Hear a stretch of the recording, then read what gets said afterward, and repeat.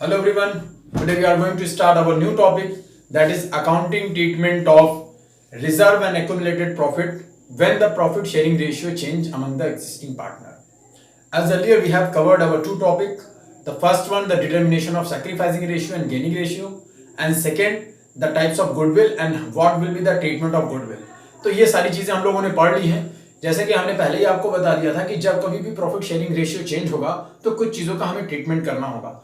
जिन 5 चीजों की बात की थी उनमें हम लोगों ने अभी के शुरुआत के टॉपिक में 3 चीजें अच्छे से समझ ली हैं. सबसे पहले हम लोगों ने क्या समझ लिया? हम लोगों ने समझ लिया है कि कैसे हम डिटरमाइन करेंगे कि कौन सा पार्टनर सैक्रिफाइस कर रहा है और गेन कर रहा है, यानी सैक्रिफाइसिंग रेशियो और गेनिंग रेशियो कैलकुलेट करना हम लोगों ने सीख लिया है. सेकंड में हम लोगों ने क्या सीख लिया है? सेकंड में हम लोगों ने सीख लिया है कि गुडविल क्या होती है, कितने टाइप की होती है और गुडविल कैसे कैलकुलेट किया जाता है.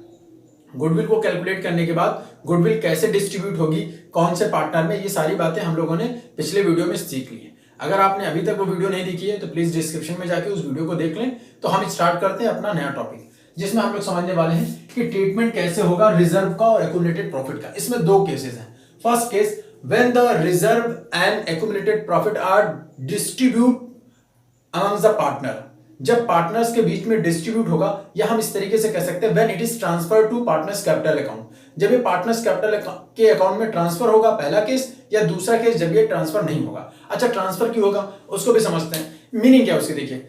जब कभी भी हम एक्यूमुलेटेड प्रॉफिट यानी जो हमारा कुछ प्रॉफिट बचा होगा या रिजर्व अगर हम क्रिएट करते हैं तो प्रॉफिट शेयरिंग रेशियो जब चेंज होगा तो उसको बांटेंगे कैसे.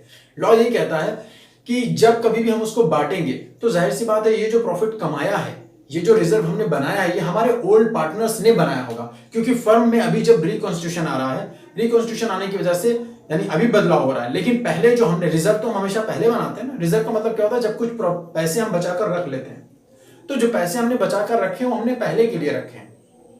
इसका मीनिंग क्लियर आपको समझ में आ रहा है? इसका मतलब सर जितना भी रिजर्व होगा, जितना भी एक्यूमुलेटेड प्रॉफिट होगा, वो सब के सब ओल्ड पार्टनर में दिया जाएगा और ओल्ड रेशियो में दिया जाएगा. जब ये पहली बात करेगा पहले केस की, तो पहला केस क्या है देखिए समझते हैं. फर्स्ट केस, पहला हम लोग पढ़ के आए हैं, हम लोग पढ़ रहे हैं ट्रीटमेंट ऑफ अकाउंटिंग ट्रीटमेंट.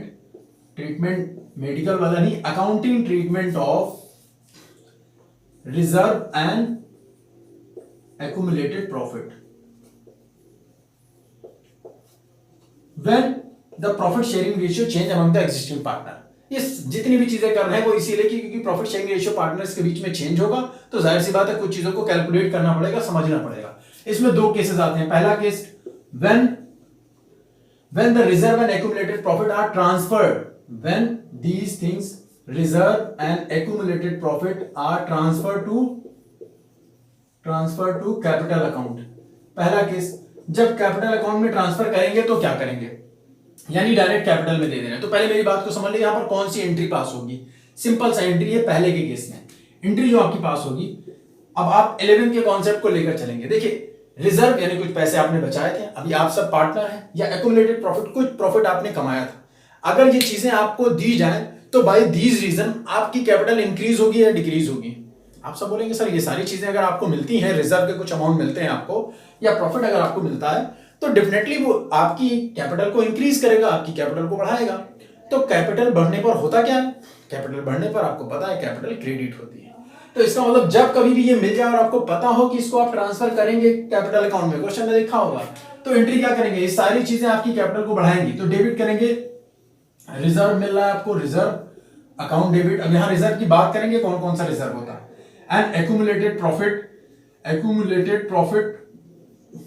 यहां पर समझिए प्रॉफिट अकाउंट डेबिट. और बाय दिस रीजन आपकी कैपिटल बढ़ेगी. तो जिन जिन पार्टनर्स की कैपिटल बढ़ेगी, याद रखिएगा ओल्ड पार्टनर में ओल्ड रेशियो में, तो जो भी पार्टनर होंगे टू एज कैपिटल, जिसकी भी जो भी पुराने पार्टनर होंगे उनकी कैपिटल इंक्रीज होगी और कैपिटल क्रेडिट करेंगे. To A's capital, B's capital, सभी कैपिटल. लेकिन यहां पर ब्रैकेट में लिखिए ओल्ड पार्टनर्स को दिया जाएगा ओल्ड रेशियो में. I think things are clear to you. सभी को क्लियर है, कंप्लीट है. ये क्लियर होने के बाद अब दूसरा इसमें और क्या हो सकता है. दूसरे में अब कुछ रिजर्व की बात कर लेते हैं. इसी चीज को एक्सप्लेन कर देते हैं डिटेल में ताकि आपको पूरी चीजें मालूम. ठीक है, ये रिजर्व हो गया. अब इसमें क्या बातें हो सकती हैं. सर ये प्रॉफिट तो आपने बता दिया, प्रॉफिट हो जाएगा तो बांट दिया जाएगा प्रॉफिट शेयरिंग रेशियो में जब ट्रांसफर करना होगा. अगर लॉस हो जाता है तो क्या करेंगे. लॉस के केस में आप बताइए, प्रॉफिट होगा तो आपकी कैपिटल बढ़नी चाहिए. तो जस्ट इसका इनवर्स, अगर आपको लॉस हो रहा है तो आपकी कैपिटल कम होनी चाहिए, तो वहां पर आप सिंपली एंट्री कर लेंगे सर वो कैपिटल को कम करेगा। तो जो ओल्ड पार्टनर होंगे, हमेशा याद रखिएगा ओल्ड पार्टनर्स जो भी है, मान लेते हैं एज है तो ए की कैपिटल को कम करेंगे। जब कैपिटल बढ़ती है तो हमेशा क्रेडिट होती है, और जब कैपिटल आपकी कम हो जाएगी तो वो हमेशा डेबिट होगी। ये मॉडर्न रूल है, आप लोगों ने पढ़ा होगा 11th में। तो capital account debit to loss, जो भी आपका लॉस होगा, समझ रहे हैं, क्योंकि इस लॉस को जब ट्रांसफर करना होगा तब, जब नहीं ट्रांसफर करना होगा तो भी हम बताते हैं क्या करेंगे। अब यहां पर एक चीज और जान लीजिए आप, ये मैंने सारे रिजर्व की बात की, प्रॉफिट की बात की, यहां पर दो तरीके के रिजर्व आपके क्वेश्चन में बार बार आएंगे जो बनाए जाते हैं, वहां पर क्या लिखेंगे, जैसे वर्कर कंपनसेशन रिजर्व या इन्वेस्टमेंट फ्लक्चुएटिंग रिजर्व, ये भी डेबिट होगा, ये भी पार्टनर्स में बटेगा जब, और ये कौन सा अमाउंट होगा, ये वो अमाउंट होगा when these are access to the liability, when compensation, worker compensation reserve या investment fluctuating reserve, दोनों जब access from the liability, यानी liability से कम, सब आप बनाते किस लिए रिजर्व, मेरी बात यहाँ क्लियर हो जाने दीजिए ताकि आपको समझ में आ जाए। सर कौन से अमाउंट हम बांटेंगे, रिजर्व आपने बनाया इन्वेस्टमेंट फ्लक्चुएटिंग रिजर्व हम इसलिए बनाते हैं कि अगर हम कभी इन्वेस्ट करते हैं और हम ये जानना चाहते हैं, ऐसा ना हो हमने इन्वेस्टमेंट किया लेकिन हमारे बहुत ज्यादा फ्लक्चुएट हो गया, हमारे इन्वेस्टमेंट से लॉस हो गया, तो उस लॉस से बचने के लिए हम कुछ अमाउंट रिजर्व करके रखते हैं, जिसको बोला जाता है इन्वेस्टमेंट फ्लक्चुएटिंग रिजर्व। इसी तरीके से वर्कर कंपनसेशन रिजर्व वो अमाउंट होता है हमारे प्रॉफिट का जो कि हम बचा कर रखते हैं, इसलिए ताकि हमारी कंपनी में काम करने वाले, हमारी फर्म में काम करने वाले अगर कोई वर्कर्स हैं, अगर उनको कोई लॉस होता है तो हम इस रिजर्व के अमाउंट से उनको कंपनसेट करें। तो ये सारे रिजर्व हम रखते हैं। यहां पर हमने क्या बता दिया, एक्सेस फ्रॉम द लायबिलिटी, जो अमाउंट लायबिलिटी से ज्यादा होगा वो सिर्फ ट्रांसफर होगा। लायबिलिटी का मतलब क्या, हमने वर्कर कंपनसेशन रिजर्व के लिए बनाया 1 लाख रुपए, एग्जांपल ले लेते हैं, 1 लाख रुपए हमने रिजर्व कर लिया, लेकिन उसी टाइम में हमारे वर्कर्स को कुछ चोट वगैरह लग गई या कुछ भी नुकसान हो गया, वर्कर्स को हमने कंपनसेट कर दिया, उनको 20,000 दे दिया, तो यानी एक्सेस अमाउंट कितना है, लायबिलिटीज हमने क्रिएट की 1 लाख बचाया, जिसमें से 20,000 सिर्फ हमारी लायबिलिटी चली गई, तो यो हमको पे करना था, बचा कितना 80, तो 80,000 ही ट्रांसफर होगा। यहां पर इस बात को याद रखिएगा ना, वर्कर कंपनसेशन रिजर्व में कौन से अमाउंट ट्रांसफर होंगे, जो रिजर्व का अमाउंट आपकी लायबिलिटी से बच जाएगा। ठीक है, क्लियर है। तो रिजर्व हम लोग, मैंने बार बार बताया, रिजर्व इसीलिए बनाते हैं ताकि हम उस जो स्पेसिफिक प्रॉब्लम है उससे बच सकें। इसलिए इन्वेस्टमेंट फ्लक्चुएटिंग के केस में क्या करेंगे, इन्वेस्टमेंट फ्लक्चुएटिंग रिजर्व के केस में हम ये करेंगे उसकी मार्केट वैल्यू, और इसीलिए हमने बताया था, जैसे हमने आपको एक्सप्लेन किया कि हम लोग इसीलिए इस रिजर्व को बनाते हैं ताकि मार्केट में अगर हमारे बहुत ढेर सारे पैसे लगे हैं तो फ्लक्चुएट होने की वजह से हमारी फर्म को लॉस ना हो। तो बाय द वे, अगर ऐसा होता है कि हमारी मार्केट वैल्यू और हमारी जो मेन वैल्यू है, अगर उसमें फ्लक्चुएशन होता है, कुछ भी लॉस होता है, सपोज करिए हमने इन्वेस्टमेंट किया था 2 लाख रुपए का और वो इन्वेस्टमेंट हमारा कितना लॉस हो गया, अभी इन्वेस्टमेंट किया था 2 लाख का, लेकिन फिलहाल उसकी वैल्यू हमारे पास 2 लाख का हमने इन्वेस्टमेंट किया और हमने रिजर्व बनाया था 80,000, और जो हमने 2 लाख का इन्वेस्टमेंट किया था उसकी वैल्यू घटकर 180 हो गई, एक साल में लॉस हो गया ना, और आपने रिजर्व इसके लिए कितना बनाया था, 80,000 बनाया हुआ था ऑलरेडी रिजर्व, तो आपका इस इन्वेस्टमेंट फ्लक्चुएटिंग रिजर्व में लॉस 20,000 का हुआ, तो इस लॉस को हम लोग इसी रिजर्व से कंपनसेट करेंगे। इसीलिए तो हमने रिजर्व बनाया था ताकि अगर हमें लॉस हो तो अपने इस लॉस को जो हमारे इन्वेस्टमेंट से हुआ है उसको वहां से कवर कर पाए। तो वहां से कवर करने के बाद 80 से 20 माइनस होने के बाद तब 60 आएगा, और 60 ही पार्टनर्स में डिस्ट्रीब्यूट होगा। याद रखिएगा, ओल्ड पार्टनर में, यहां ओल्ड पार्टनर का नाम होता है, जो भी पार्टनर होंगे, ठीक है, उनके नाम ओल्ड पार्टनर में ओल्ड रेशियो में बटेगा। कौन कौन सी चीजें, फिर से एक बार रिपीट कर दे रहा हूं, किसी भी टाइप का रिजर्व या प्रॉफिट, सारे रिजर्व में मैंने 2 बातें बता दी, इन्वेस्टमेंट फ्लक्चुएटिंग रिजर्व, उसका मार्केट वैल्यू और देख लेंगे कि कितना लॉस हुआ है, लॉस को माइनस करने के बाद फिर इस चीज को ट्रांसफर करेंगे। इसी तरीके से वर्कर कंपनसेशन रिजर्व हमने बनाया है, वर्कर्स को अगर कुछ पेड करना है, कुछ देना हो गया, तो देने के बाद जो बचेगा अमाउंट उसको ट्रांसफर करेंगे। ये प्रॉफिट की बात हो गई, ये लॉस की बात हो गई। अब ये पूरा कंप्लीट है, अब हम लोग नेक्स्ट टॉपिक की तरफ मूव करते हैं। सो नेक्स्ट हमारा है when profit and accumulated profit and reserve are not transferred to the partner's capital account. It may be happen sometimes our partners don't want to distribute these profit and reserve for that year. मतलब that time these things are appear in the balance sheet but partner don't want to distribute. It will be undistributed for the same year. But due to the change in profit sharing ratio, क्योंकि profit sharing ratio change हो रहा है, तो ये सारी चीजें जो बची होंगी, न्यू पार्टनर जब आएगा तो वो कहेगा भैया ये सारी चीजें जो बटी थी वो अब क्या होगा, क्योंकि आप तो कह रहे हैं कि इसको ट्रांसफर नहीं करना, क्योंकि दूसरा केस ही मैंने बताया। दूसरा केस क्या है, when partners don't want to transfer these reserve and accumulated profit to the capital account. जब वो कैपिटल अकाउंट में इसको नहीं ट्रांसफर करना चाहेगा तो फिर वो क्या करेगा, तब सर इस चीजों को कैसे डिस्ट्रीब्यूट करेंगे, क्योंकि प्रॉफिट शेयरिंग रेशियो तो चेंज हो रहा है।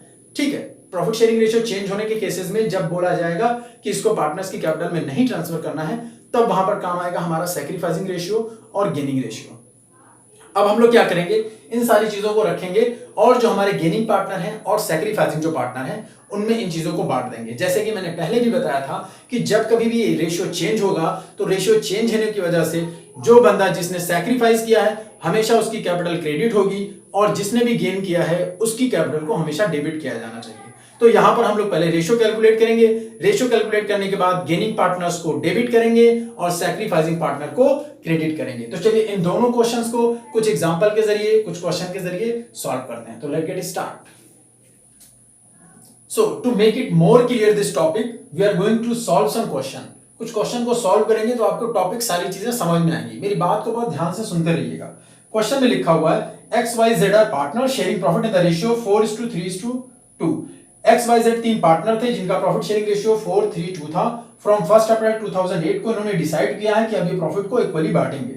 ऑन दैट डेट बुक, उस दिन जिस दिन इन्होंने सोचा कि हमारा प्रॉफिट शेयरिंग रेशियो चेंज होगा, जैसा कि चैप्टर में ही मैंने बताया कि जैसे ही प्रॉफिट शेयरिंग रेशियो चेंज होता है तो हम इन 5 चीजों का कैलकुलेशन करते हैं जो मैंने बार बार आपको बताया है। उन सारी चीजों को समझ के हम लोग इधर थर्ड टॉपिक पे आ गए हैं। अब यहां पर हम लोग समझेंगे कि अब क्या होगा अगर ये सारी चीजें बची होंगी।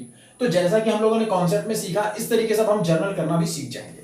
तो बचा क्या हुआ था, लिखा हुआ है क्वेश्चन में कि उस वक्त 1,80,000 इन द प्रॉफिट लॉस में बचा हुआ था क्रेडिट बैलेंस और 45,000 जनरल रिजर्व में बचा हुआ था। साथ में लिखा हुआ record the necessary general entry for the distribution of profit in general reserve. लिखा हुआ जनरल रिजर्व और प्रॉफिट को डिस्ट्रीब्यूट करने का एक एंट्री पास करिए। तो पहली चीज आप वर्किंग नोट में कर लिया, जिस तरीके से मैंने जनरल बताया था कि जब ये सारी चीजें ट्रांसफर होंगी, किसको ट्रांसफर होंगी, मैंने बताया था ओल्ड पार्टनर को ओल्ड रेशियो में दी जाएंगी। तो इनका ओल्ड रेशियो सबसे पहले लिख लो जिसमें बटना है ओल्ड रेशियो। ओल्ड रेशियो लिखा हुआ है 4:3:2।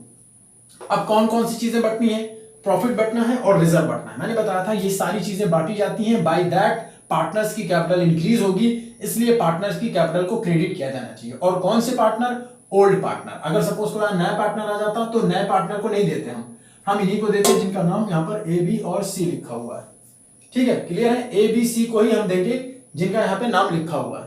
क्लियर है मेरी बात। तो चलिए एंट्री करते हैं। एंट्री क्या हो जाएगी, यहां पर हो जाएगा, क्योंकि प्रॉफिट एंड लॉस को बांट रहे हैं तो लिखेंगे profit and loss account debit, general reserve account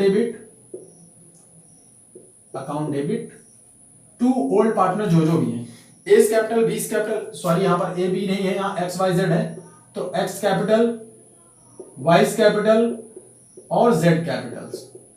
ये आपकी एंट्री हो गई। अब हम लोग बांट लेते हैं कि कैसे बांटना है, कैपिटल समझ रहे हैं ना आप लोग। चलिए कैसे बांटना है, लिखा हुआ 180 प्रॉफिट था तो यहां पर लिख देंगे 1,80,000 और रिजर्व का अमाउंट था 45।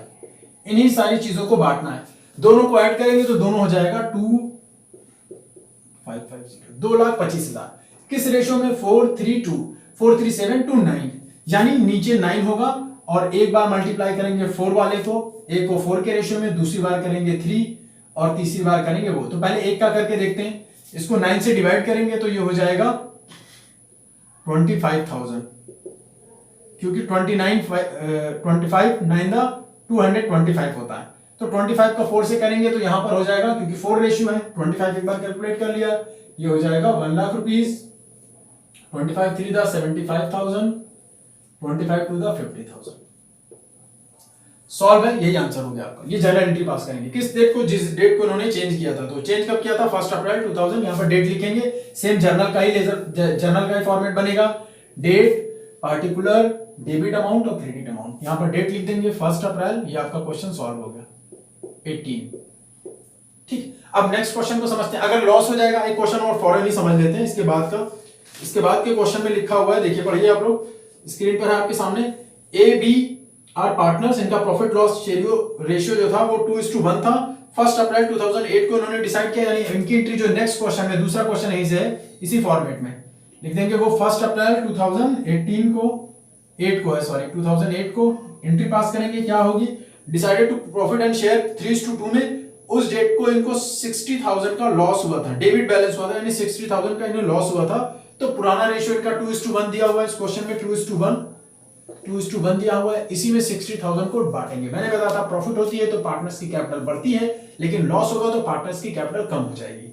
पार्टनर्स कौन कौन से हैं? ए, तो ए की कैपिटल इंक्रीज कर रही थी क्रेडिट, और कैपिटल जब डिक्रीज करेगी तो debit. A's capital account debit, B's capital account debit, क्योंकि क्या हुआ यहां पर लॉस ना, टू प्रॉफिट एंड लॉस, या डिफर्ड एक्सपेंडिचर होता तो भी यहां पर आता, लेकिन क्योंकि वो है नहीं 2:1 में बांटेंगे, यानी 3 में टोटल लॉस हुआ है 60 का, 60,000 बुक में है, तो 2 and 1 3 हो जाएगा, यहां पर 3 to the 20 हो जाएगा, 20 to the 40,000 एंड 20,000, तो 40,000 इसकी कैपिटल कम हो जाएगी, 20,000 इसकी कैपिटल डेबिट हो जाएगी, और ये 60,000 हो जाएगा। क्लियर है? क्लियर है, कंप्लीट है। चलिए नेक्स्ट, इस क्वेश्चन के जरिए अगले टॉपिक को भी समझ लेते हैं। जब लिखा होता है कि रिजर्व और एक्यूमुलेटेड प्रॉफिट को पार्टनर्स की कैपिटल में ट्रांसफर नहीं करना है, तो क्वेश्चन आपके सामने, क्वेश्चन को रीड करते हैं, दोनों टॉपिक से एक बार समझ लेते हैं। क्वेश्चन में लिखा हुआ A and B are the partner in the firm, sharing ratio 4:3 का रेशियो है। ऑन 31st मार्च 2016 उनकी बैलेंस शीट में जनरल रिजर्व था 35,000, और उसी डेट को उन्होंने एडमिट किया है सेवक को, और नया पार्टनर आने की वजह से इनका new profit sharing ratio change होगा, और वो विल भी होगा 5:3:2। तो यहां पर पहले लिख लेते हैं ओल्ड रेशियो हमारा था ओल्ड 4:3 का था, एक नया पार्टनर आ गया जिसमें न्यू रेशियो हमारा बनकर आया 5:3:2। इन्होंने बोला है record the following general entry, दोनों केसेस में, क्योंकि पहला भी रिपीट कर लेते हैं। पहला केस इन्होंने दिया है when they want to transfer the general reserve in the capital account, जब जनरल रिजर्व को वो ट्रांसफर करना चाहेंगे कैपिटल अकाउंट में, तो सिर्फ और सिर्फ जनरल रिजर्व है, कोई प्रॉफिट नहीं है, जनरल रिजर्व को ट्रांसफर कर देंगे, किसमें?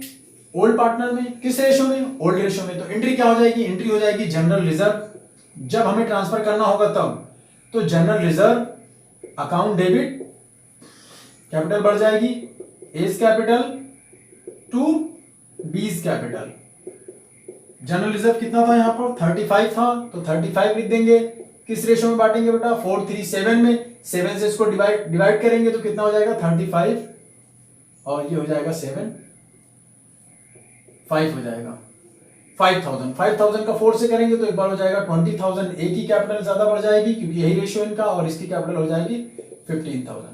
जब ट्रांसफर करना होगा तब। अब जब ट्रांसफर नहीं करना है तो क्या होगा?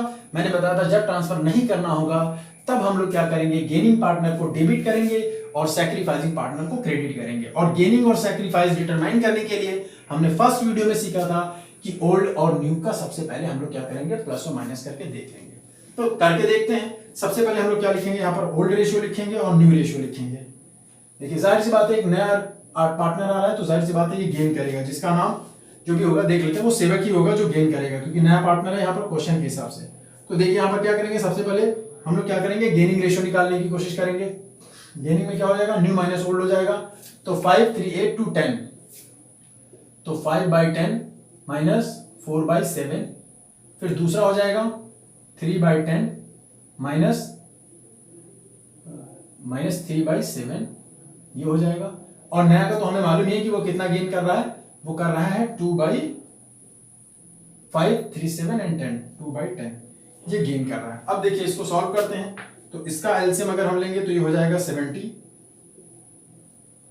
35, 40। ये माइनस में आ रहा है। माइनस में आने का मतलब क्या हो रहा है? माइनस में आने का मतलब हमने फार्मूला लगाया है किसका? न्यू माइनस ओल्ड, यानी हमने जो फार्मूला लगाया है वो गेन का लगाया है। तो गेन ना होकर अब ये क्या हो जाएगा? उल्टा सैक्रिफाइस।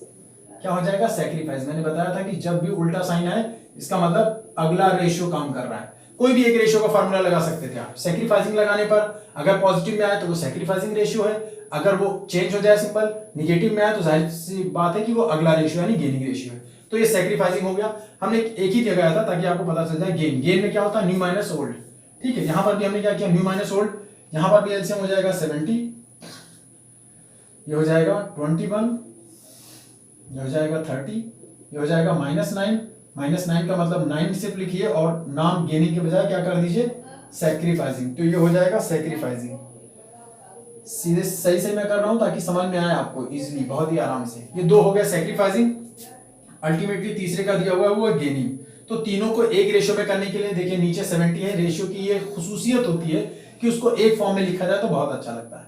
तो 5/70, 9/70 ये 70 मिलेंगे। इसको 70 में करने के लिए क्या करना होगा, 7 से मल्टीप्लाई करना होगा, और 7 से मल्टीप्लाई करना है तो न्यूमरेटर डिनोमिनेटर दोनों में करेंगे, ये हो जाएगा 14/70। तो रेशियो हो गया, जब नीचे सेम होता है तो हटा सकते हैं इसको, और रेशियो क्या लिख सकते हैं 5:9:14। ये हमारा रेशियो हो गया, जिसमें गेन कौन कर रहा है, गेन कर रहा है लास्ट वाला पार्टनर जिसका नाम यहां पर है सेवक। तो आप बताइए एंट्री क्या होगी, सेवक को क्या करेंगे हम लोग, सेवक को हम लोग कर देंगे डेबिट। तो एंट्री हमारी होगी, देखिए ये वो होगा जब हम प्रॉफिट को डिस्ट्रीब्यूट करेंगे, ट्रांसफर करेंगे। जब हम डिस्ट्रीब्यूट नहीं करेंगे, अनडिस्ट्रीब्यूटेड रखेंगे प्रॉफिट एंड रिजर्व को, तो एंट्री पास होगी। गेनिंग पार्टनर जो है वो डेबिट होगा। तो गेनिंग पार्टनर कौन है, सेवक।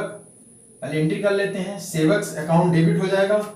सेवक की कैपिटल क्या होगी, कम होगी, क्योंकि सेवक ने क्या किया है, गेन किया है। गेन किया है तो वो अपनी कैपिटल में से कुछ पार्ट सैक्रिफाइसिंग पार्टनर को देंगे। मेरी बात को भी सुनते रहिए ताकि आपके कॉन्सेप्ट भी क्लियर हो। सैक्रिफाइस कौन कर रहे थे, ए और बी का नाम था। ए की कैपिटल बढ़ेगी जितना इन्होंने सैक्रिफाइस किया है। इन्होंने सैक्रिफाइस किया है 5/70, तो 5/70 अभी इनका क्या हो जाएगा, लिख लेते हैं ताकि चीजें क्लियर हो आपको। 5/70 इनको कैपिटल बढ़ जाएगी। और बी ने भी क्या किया है, 20 की कैपिटल, बी की भी कैपिटल बढ़ जाएगी। कितना इन्होंने किया है, 9/70। ये हो जाएगा 5/70 और ये हो जाएगा 9/70। और इन्होंने कितना गेन किया है, इन्होंने गेन किया है 2/70। अब हम लोग क्या करेंगे, वो 14/70। अब हम लोग इसी 35 को बांट लेंगे, 35,000 है, क्या करेंगे इसको 14/70 कर लेंगे। सबसे पहले गेनिंग में बांट देंगे, तो ये हो जाएगा 500 का 4 से करेंगे तो ये हो जाएगा 14/70 हो जाएगा। तो ये 7,000 ये बंदा क्या करेगा भैया, ये करेगा गेन, तो 7,000 इस बंदे को दे देगा। अब 5/70 कर लेंगे तो फिर भी यहां पर आ जाएगा 500। 7 से जब करेंगे तो 500 आ जाएगा। 500 को 4 से अगर करेंगे, 5 से करेंगे तो 5×5 = 25, 2500 हो जाएगा। देखिए बार यहाँ किया था हमने 500 आया था, तो अब इसी रेशियो से बार बार करते जाएंगे। एक बार 5 से कर लिया, अब 9 से करेंगे तो 5×9 = 45।